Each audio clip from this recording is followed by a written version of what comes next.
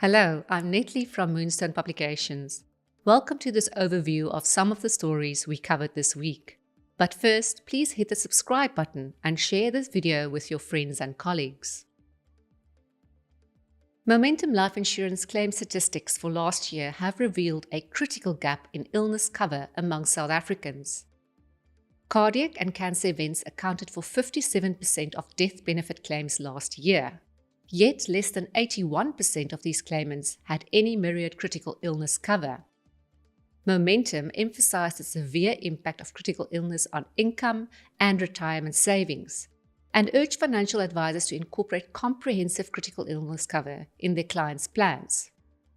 Momentum Life Insurance paid out about 6.5 billion rand in claims, with 5.6 billion rand attributed to the myriad product alone. A decision by the Insurance Sector Education and Training Authority will enable Moonstone Business School of Excellence to continue offering its further education and training certificates in short-term insurance and wealth management. Initially, enrollment for all pre-2009 qualifications was set to close at the end of this month. However, a recent directive from the Quality Council for Trades and Occupations extends the enrollment period by 1 to 2 years. There are no prerequisites to apply for MBSC's further education and training certificates, so not having matric isn't a barrier to obtaining a post-school qualification. The tax fraternity has asked the tax Ombud to intervene as taxpayers and tax practitioners' electronic profiles continue to be hijacked.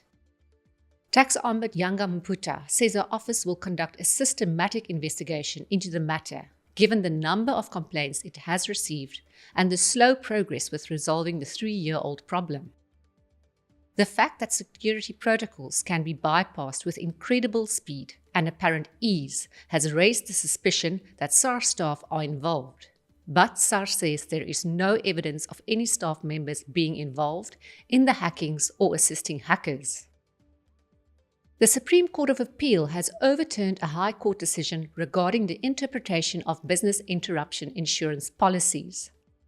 The judgment was in response to an appeal by AIG South Africa against 4 entities called the 43 Air School Group. A key issue before the SCA was whether the policy in respect of the cover was joint or composite.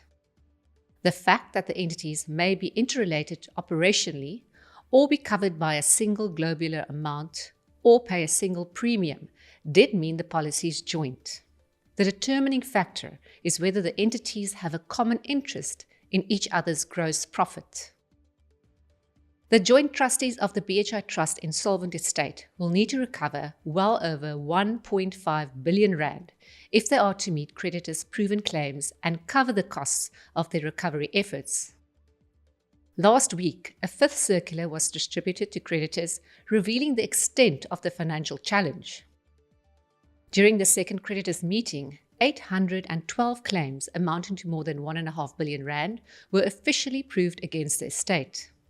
Efforts are now focused on strategic recovery to meet these substantial obligations. A Financial Services Tribunal panel is not required to include an expert in accounting practices or the International Financial Reporting Standards, the Supreme Court of Appeal has ruled. This decision came as part of an appeal by Trustco against a JSE directive to restate its financial statements. Trustco argued that the Financial Sector Regulation Act mandates financial expertise on tribunal panels for accounting matters. However, the SCA found no such requirement in the Act's provisions. Trustco also argued that the JSE lacks the authority to compel restatements, but the court affirmed the JSE authority to direct listed companies to publish or reissue any information deemed necessary. South Africa's largest open medical scheme, Discovery Health, will extend its enhanced screening benefit to new members after the Wealth Fund expires at the end of this year. The fund was launched in January last year to counteract the significant decline in health screenings during the pandemic. This once-off benefit is currently available to existing Discovery Health beneficiaries until the end of December. But from 2025, new members will have access to this benefit for their first 2 years of membership. That is all that we have for you this week. You can read these stories and many more on our website, moonstone.co.za.